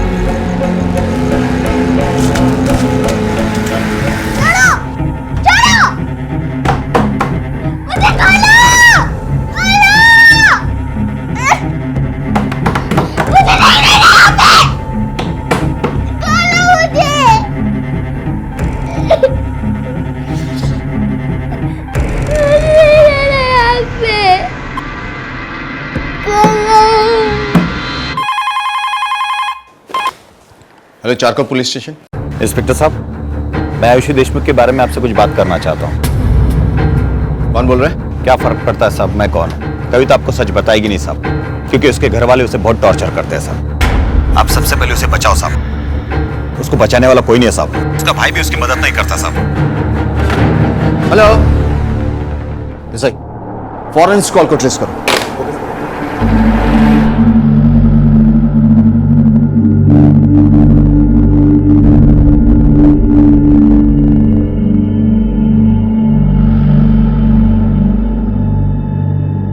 क्या कर रहे हो? मुझे मेजबान नहीं आता। बहुत आसान है, आओ मैं बताती हूँ। बहुत पहले की बात है, एक बहुत बड़ी गुफा थी। एक शेरनी अपने बच्चों को बारिश से बचाने के लिए एक गुफा ढूंढ रही थी। जब उसने ये गुफा देखी तो इस गुफा का चक्कर लगाया, ये देखने के लिए कि ये गुफा सेफ है कि नहीं। और जब उसे ये जगह सेफ लगी तो अपने बच्चों के साथ उस गुफा में चली गई।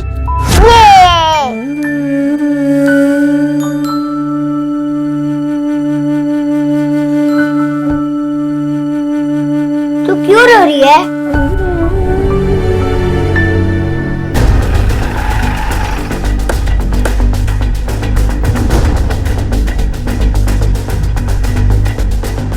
डबल 24589 ये तुम्हारा ही नंबर है? हाँ सब, हमारे पीसी का नंबर है। 2 घंटे पहले यहाँ से एक आदमी ने फोन किया था। वो आदमी कौन है तुम जानते हो?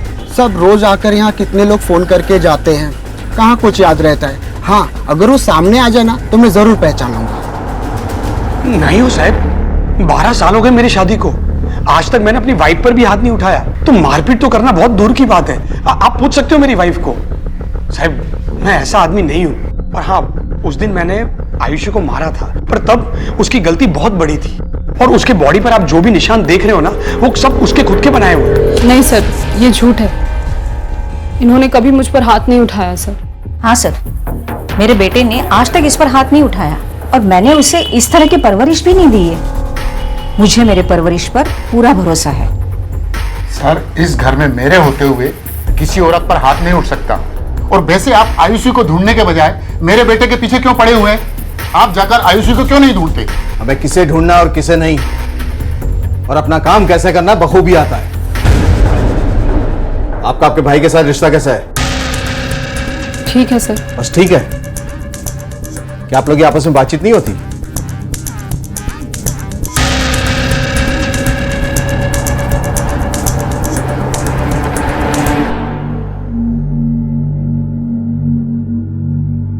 तूने मुझे मार के बहुत बड़ी भूल की है। इस कमरे की साफ सफाई हो गई क्या? तू इधर क्या करता है? मैं वो बाइक का कपड़ा लेने आया था, बाइक पोंछने के लिए। ले लिया? हो। चल जा, ये क्या करके रखा है तूने? हाँ, अब तक तुझे साफ सफाई करने नहीं हुआ? चल झाड़ू उठा, झाड़ू उठा, जल्दी कर, चल ये सब हटा यहाँ से, जल्दी कर फटाफट। हाँ सर, कविता मेरी ही बहन है, लेकिन हम दोनों में कोई प्रॉब्लम नहीं है। मतलब बहुत प्यार करता हूँ मैं उससे। अच्छा ये बताओ, कविता के इसके ससुराल वाले से बनती है? हाँ सर, वो तो बहुत खुश है। नहीं मतलब किसी भी चीज को लेकर आज तक उसने हमसे कोई शिकायत नहीं की। तुम्हें पता है आयुषी के साथ क्या हुआ है? आयुषी? अच्छा एक बात बताओ, ये आयुषी कैसी लड़की है? मतलब तुम्हारी भांजी है, काफी करीबी रिश्ता है तुम्हारा उसके साथ, तुम्हारी उसके साथ बातचीत तो होती होगी, मिलना जुलना होता होगा? नहीं सर, मैं काम में इतना बिजी रहता हूँ, इसके अलावा आई की भी देखभाल करनी पड़ती है। इन सब कामों के बीच में आयुषी से मिलने की फुर्सत ही नहीं रहती।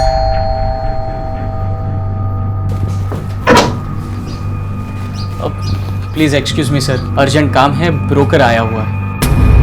ब्रोकर? हाँ सर, ये घर मैं बेच रहा हूँ। ठीक है। सर, अमित का घर कविता के घर से महज 2 किलोमीटर की दूरी पर है। और तो और अमित के ऑफिस जाने के रास्ते में कविता का घर आता है। उसके बावजूद भी जब से आयुषी गायब हुई है, अमित वहां पर गया नहीं और ना ही उसके पहले जाता था। इस मामले को अमित जितना नॉर्मल दिखाने की कोशिश कर रहे हैं ना, उतना है नहीं। ये दोनों भाई बहन आपस की बात हमसे छुपा रहे हैं। सर आपको क्या लगता है कि आयुषी के गायब होने के पीछे अमित का हाथ हो सकता है? अभी कुछ भी कहना जल्दबाजी होगी देसाई, लेकिन हमें ये तो पता करना पड़ेगा कि अमित ये घर बेच क्यों रहा है। कहीं आयुषी के गायब होने और इस घर के बेचने का बीच कनेक्शन तो नहीं है?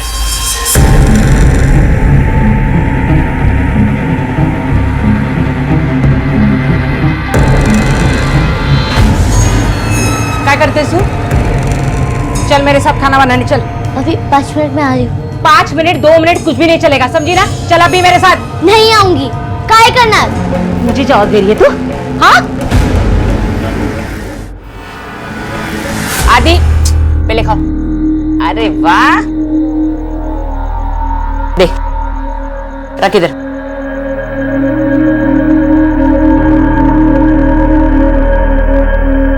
अरे सुनो तो, अच्छा मेरी बात सुन, तुमने वो वर्ड देखी है? वो देखो।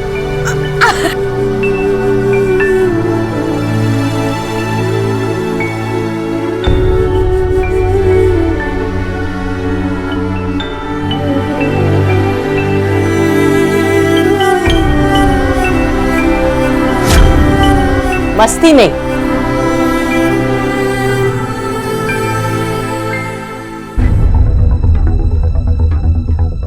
सर, मैंने अमित के बारे में और पता करवाया। उसका जो घर है वो उसका पुश्तैनी घर है और उसके 2 हिस्से बनते हैं, आधा अमित का और आधा कविता का।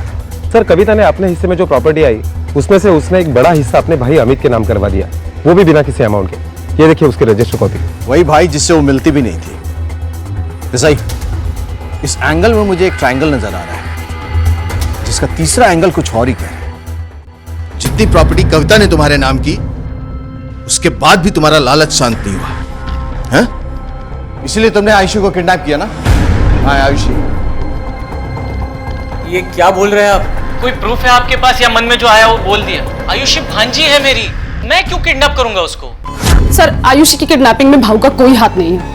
आयुषी खुद यहाँ से भागी है, उसे किसी ने किडनैप नहीं किया है। और भगवान के लिए आप मेरे घर वालों पर शक करना बंद कीजिए और आयुषी को ढूंढिए प्लीज। देखिए, हम दिन रात एक करके आयुषी को ढूंढ ही रहे हैं। पहले आप एक बात बताइए, आपने आपके प्रॉपर्टी का एक बड़ा हिस्सा आपके भाई अमित के नाम पर किया, कोई खास वजह? क्या अमित ने जबरदस्ती वो हिस्सा उसके नाम पर करवाने के लिए कहा था? बाबा ने ताई की शादी में, मतलब कविता की शादी में बहुत पैसे खर्च किए थे। बाबा के गुजर जाने के बाद घर का खर्चा, आई की देखभाल करना सब मैं ही कर रहा था। कविता को क्या पड़ी? उसे फुर्सत ही कहाँ है हमारे लिए? खुद का घर है, अच्छा परिवार है, उसे जरूरत ही क्या है प्रॉपर्टी की? नहीं, मेरा भाऊ से कोई झगड़ा नहीं हुआ है। मुझे पता था भाऊ को पैसों की जरूरत है और सही मायनों में उस प्रॉपर्टी पे भाऊ का ही हक है, इसलिए मैंने एक छोटा सा हिस्सा रख लिया और अपना बाकी हिस्सा भाऊ को दे दिया। एक बात ध्यान से सुन ले, अगर तू झूठ बोल रहा है ना, तो मैं तुझे बता देता हूं, तेरी जिंदगी का ये आखिरी झूठ होगा। सर, मैं क्यों झूठ बोलूंगा आपसे? प्रॉपर्टी को लेकर मेरे और कविता के बीच में 1-2 बार कहा सुनी हुई थी, हाँ, लेकिन सिर्फ कहा सुनी। इसका ये मतलब तो नहीं होता ना कि मैंने आयुषी को किडनैप किया है। सर अनजान कॉलर की बातों पर हम पूरी तरह से विश्वास कैसे कर सकते हैं? सही, वो कॉलर भले ही हमारे लिए अनजान हो, लेकिन वो जो भी था आयुषी और उसके परिवार को अच्छी तरह से जानता है। एक काम करो, कविता के कॉल रिकॉर्ड्स को अच्छी तरह से छानो, शायद हमारे हाथ कुछ लगे। Okay sir.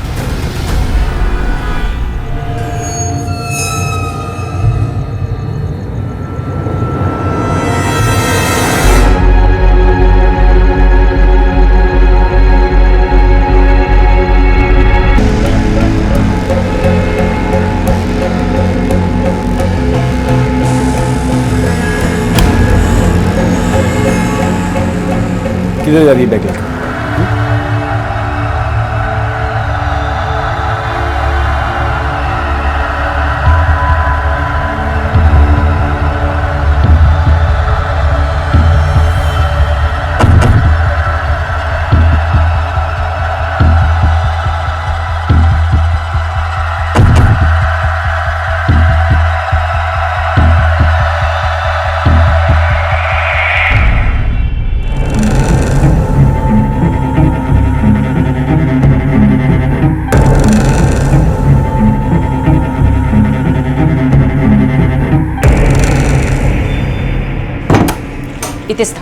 ज्यादा आगे जाने की जरूरत नहीं है तुझे, समझी तुम?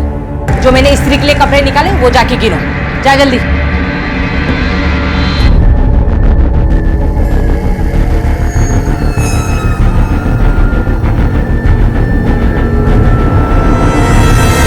जहां एक तरफ पुलिस आयुषी को ढूंढने में जी जान से लगी हुई थी, वहीं दूसरी तरफ आयुषी जिस परिवार के साथ रह रही थी उसे देखकर ऐसा लग रहा था कि जैसे आयुषी उन्हें पहले से जानती हो। आखिर आयुषी इन्हें कैसे जानती थी? कौन थे ये लोग और आयुषी इनके पास कैसे आई? आखिर क्यों ये लोग आयुषी को इस तरह से घर में कैद करके उस पर इतने जुल्म कर रहे थे? और बड़ा सवाल ये भी था कि पुलिस आखिर कैसे आयुषी तक पहुंचेगी? सर मैंने कविता के कॉल रिकॉर्ड्स अच्छी तरह से खंगाले, बाकी सब कुछ तो ठीक है, लेकिन एक नंबर ऐसा है जो ना ही कविता के घर वालों का है, ना ही किसी रिश्तेदार का, और ना ही ऐसे किसी शख्स का जो कविता के घर पर आता जाता था। लेकिन कविता की इस नंबर पर काफी बार बात हुई है सर। ये देखिए। किसका नंबर है ये? सर किसी प्रकाश महाडिक नाम के आदमी का।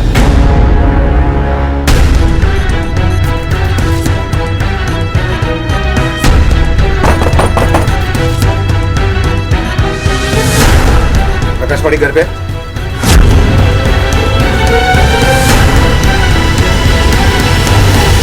कविता मैडम को घर में सीढ़ी बनवानी थी और मैं मरम्मत का काम करता हूँ। इसी सिलसिले में मैं उनसे फोन पे बात करता था। अच्छा, फोन पे इतनी देर तो उन्हें सिविल इंजीनियरिंग का ट्यूशन देता था? दरअसल साहब राजन साहब दिन भर ऑफिस में बिजी रहते थे, मजबूरन मुझे कविता मैडम को ही फोन करना पड़ता था। रात के 10 बजे तू सीढ़ी बनाने की बात करता था? हाँ साहब, मैं सीढ़ी की ही बातें करता था, मुझ पर भरोसा करो साहब आप। ये निशान कैसा है? ये साहब कंस्ट्रक्शन का काम करता हूँ ना, तो छोटी मोटी चोटें लगती रहती है। साइड पे?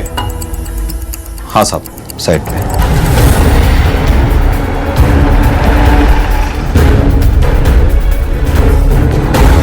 साहब प्रकाश झूठ बोल रहा है, उसका कोई चोट नहीं लगी थी। उस रंजन ने उसकी धुलाई की थी। रंजन ने?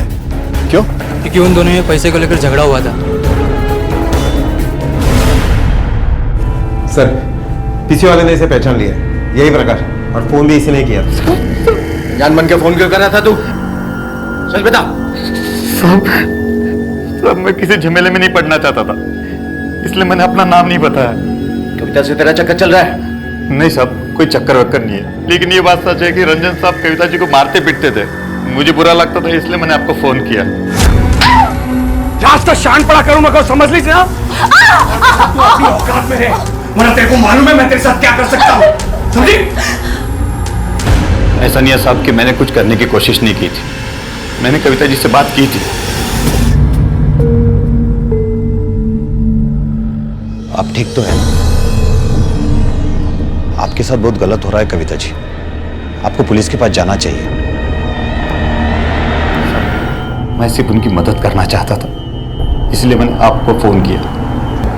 प्रकाश एकदम खोटा बोलते हो साहब। आई शपथ, मैंने कभी कविता पर हाथ भी नहीं उठाया है। हाँ, मैंने प्रकाश को मारा था क्योंकि प्रकाश और कविता का लफड़ा चल रहा था, और जब कविता ने उसको छोड़ने की कोशिश की तो प्रकाश मना करने लगा। कविता ने खुद मुझे बताया ये बात। आप चाहे तो कविता को पूछ सकते हो साहब। सर रंजन सच बोल रहा है, उसने मुझे कभी नहीं मारा, गलती मेरी है, मैं बहक गई थी। और अब प्रकाश झूठ बोलकर रंजन को फंसा रहा है सर। कहीं आप रंजन के डर से ये सब तो नहीं कर रही हैं? क्योंकि आपका एक गलत बयान किसी बेकसूर को सजा दिलवा सकता है। नहीं सर, मैं किसी से नहीं डर रही हूँ और मैं झूठ भी नहीं बोल रही हूँ। मेरे पति बहुत अच्छे इंसान हैं। मुझे नहीं पता प्रकाश ये सब क्यों बोल रहा है, शायद आप लोगों को बहकाना चाहता है। ठीक है, आप जा सकते हैं। सर मेरी आयुषी का कुछ पता चला? अभी तो नहीं पता चला है, लेकिन पता चलते ही बता देंगे। ठीक है। सही, अगर 1 मिनट के लिए जूम कर ले कि आयुषी गायब नहीं हुई बल्कि उसका किडनैप हुआ है, तो प्रकाश के पास बहुत स्ट्रांग मोटिव है उसे किडनैप करने का। रंजन पे उसमें गुस्सा आया होगा और इधर कविता ने भी उसका साथ छोड़ दिया। सर अगर हम ये मान ले कि आयुषी खुद होकर घर से भाग गई है, तो कहीं ऐसा तो नहीं कि इस प्रकाश ने मौके का फायदा उठा लिया? हमें आयुषी को जल्द से जल्द ढूंढना होगा, क्योंकि इस केस के कई सारे सवालों को आयुषी के सिर्फ एक जवाब का इंतजार है।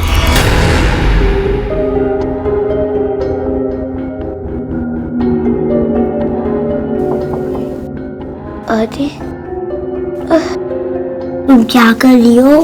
आदि दरवाजा खोलो, मुझे पानी पीना है। नहीं, पापा मारेंगे।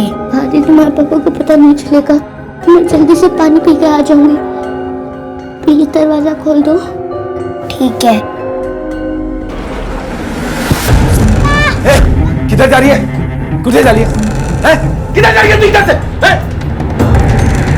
आगे मत बढ़ना, मैं गोली चला दूंगी।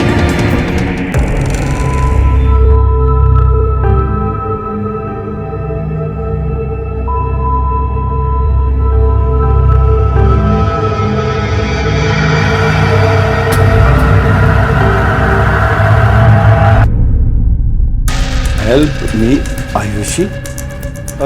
ये आयुषी कौन है साहब? हम यहाँ उसे ही ढूंढने आए हैं। अरे साहब, इधर तो कोई आयुषी नाम की लड़की रहती नहीं है, लगता है आपको कोई गलतफहमी हो गई। तो फिर ये पर्ची आपके कपड़ों में कहाँ से आई?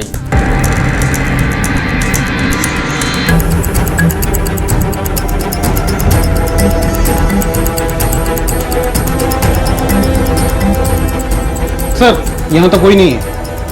देखा साहब, मैं बोला ना आपको, इधर कोई है ही नहीं। ठीक है, चला। इन लोगों पे नजर रखो, आसपास के लोगों से पूछताछ करो, इनके घर जिन लोगों का आना जाना है उनसे भी बात करो, शायद हमें कुछ पता चले। Okay sir. पलक, क्या हुआ बेटा? पलक, पलक, पलक बेटा। अरे आप लोग देख क्या रहे? हॉस्पिटल लेके जा सकते हैं?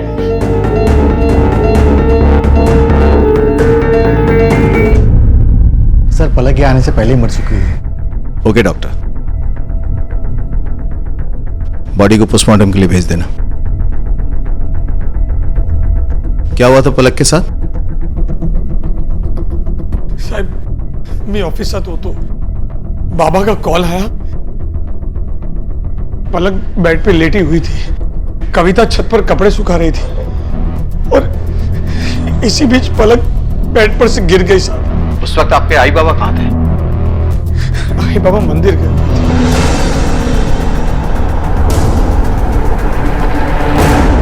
सर, हरीश के दूध वाले ने बताया कि उसने उसके घर पे एक लड़की को देखा था। ये रही उसकी स्केच। सर, मुंबई के चारकोप इलाके से कोई आयुषी देशमुख नाम की लड़की का मिसिंग रिपोर्ट दर्ज हुआ। ये रही उसकी फोटो, दोनों एक ही है सर। ये लड़की मुंबई से सोलापुर कैसे पहुंची? सोलापुर पुलिस से मुंबई पुलिस को आयुषी के सोलापुर में होने के बारे में पता तो चला, लेकिन अब भी उसकी कोई खबर नहीं थी। और पुलिस के लिए सबसे हैरानी की बात यह थी कि आखिर आयुषी मुंबई से इतनी दूर सोलापुर पहुंची कैसे। इस केस में मुंबई पुलिस के सामने सवाल तो कई थे, लेकिन उन्हें अब भी उस एक जवाब की तलाश थी जिसके बाद इस केस की सारी कड़ियां आपस में जुड़ सके। ओके सर, पलक की पोस्टमार्टम रिपोर्ट आ गई है और पोस्टमार्टम रिपोर्ट के मुताबिक पलक की मौत बेड से गिरने से नहीं बल्कि दम घुटने की वजह से हुई है। सर ये तो क्लियर है कि ये मर्डर केस है। मुझे पहले से ही शक था कि ये मर्डर का केस है।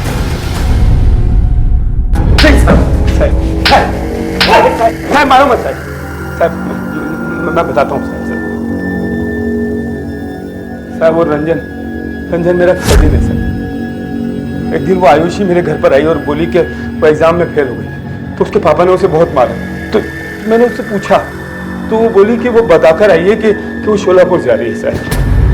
देखिए 11 साल की लड़की मुंबई से शोलापुर अकेले आती है और ये बोलती है कि घर में बता के आई है, तुमने विश्वास कर लिया?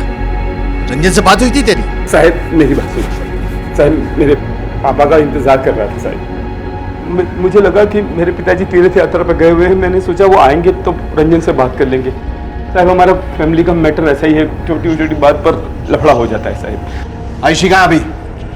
साहब वो तो मेरे घर से भाग गई साहब। तो जब हम पूछताछ के लिए आए थे तब तूने हमें आयुषी के बारे में क्यों नहीं बताया?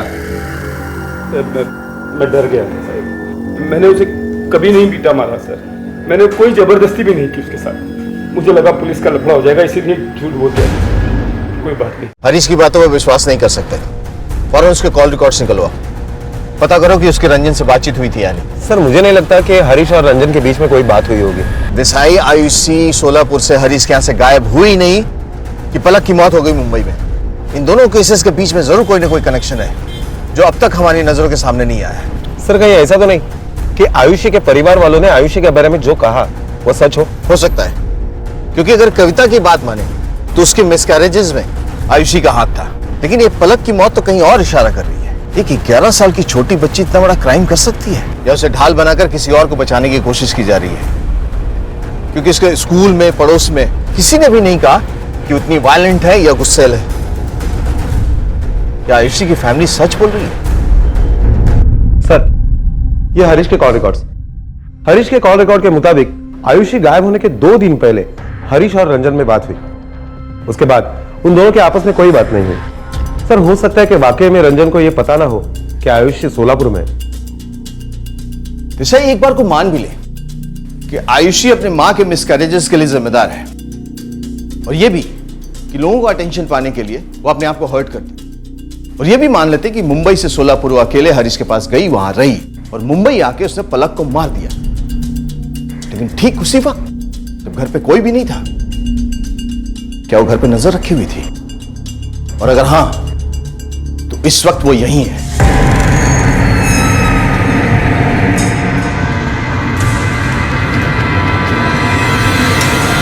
जल्दी चलो, इस बार या तो आयुषी को नुकसान हो सकता है या वो किसी और को नुकसान पहुंचा सकती है।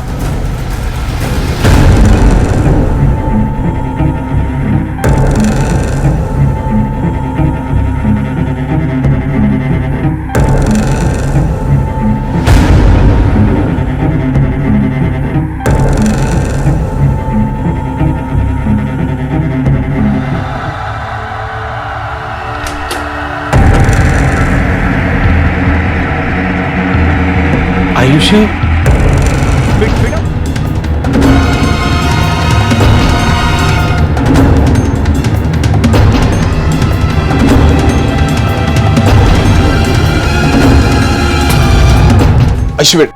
आयुषी अंकल की नहीं तो अपनी मम्मी की बात तो मानो बेटा, प्लीज।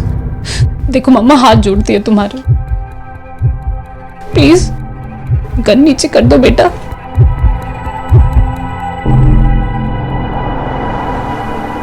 आखिरकार आयुषी पुलिस को मिल चुकी थी और अब पुलिस को कविता के गर्भपात, आयुषी के बदन पर मिले मारपीट के वो निशान और आयुषी के सोलापुर पहुंचने से लेकर पलक की मौत तक ऐसे कई सवालों के जवाब चाहिए थे जो उन्हें सिर्फ आयुषी ही दे सकती थी। क्या इतने दिनों तक जो कुछ भी हुआ उसके लिए सिर्फ आयुषी ही जिम्मेदार थी, या फिर अब भी ऐसे कुछ राज थे जिन पर से पर्दा उठना अभी बाकी था? जब आयुषी पैदा हुई मेरे घर वालों ने मुझ पर टॉर्चर करना शुरू कर दिया, क्योंकि उन्हें बेटी नहीं बेटा चाहिए था। और जब मैं दोबारा प्रेग्नेंट हुई तो मुझे लगा अगर बेटी होगी तो ये लोग मेरा जीना मुश्किल कर देंगे, और अगर कहीं बेटा हुआ तो आयुषी को इग्नोर करेंगे, उसका जीना मुश्किल कर देंगे। तो तुम चाहती थी, फिर ये क्यों बोला कि आयुषी ने तुम्हारे पेट पे पत्थर मारा था? हाँ सर, मैंने झूठ बोला। जब मेरा अबॉर्शन हुआ उसके बाद रंजन आयुषी के पीछे ही पड़ गया। नहीं पापा, पापा, नहीं पापा, नहीं और मेरे और आयुषी के साथ आए दिन मारपीट करने लगा। आज तो मैं आयुषी को ऊपर से नीचे फेंक ही डालता हूँ। नहीं नहीं, सुनिए सुनिए प्लीज मेरी बात सुनिए, मैं फेंक पड़ती हूँ आपके, आप जो बोलेंगे मैं करूँगी, आयुषी को कुछ मत कीजिए। जब आप लोग आयुषी के बारे में पूछताछ करने लगे तो हम सब बहुत डर गए और रंजन ने डर के मारे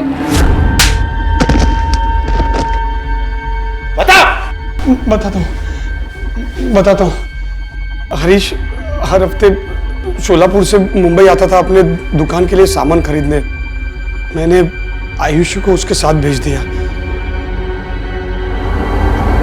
मेरा भाई प्रॉपर्टी में ज्यादा हिस्सा चाहता था,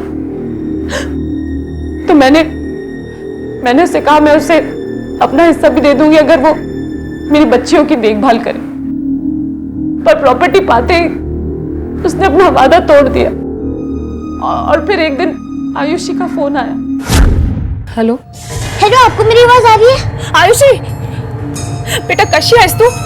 आयुषी आयुषी आयुषी कुछ तो बोल बेटा। काली हाँ? आज तेरा यार है ना पुलिस स्टेशन में गया था और उसकी वजह से मेरे को पुलिस स्टेशन बुलाया था। मेरे को कुछ भी हुआ ना तो तुम माँ बेटी को छोड़ूंगा नहीं मैं।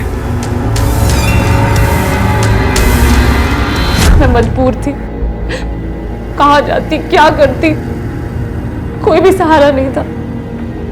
प्रकाश ने भी मेरा फोन नहीं उठाया, तब मैंने ये फैसला लिया।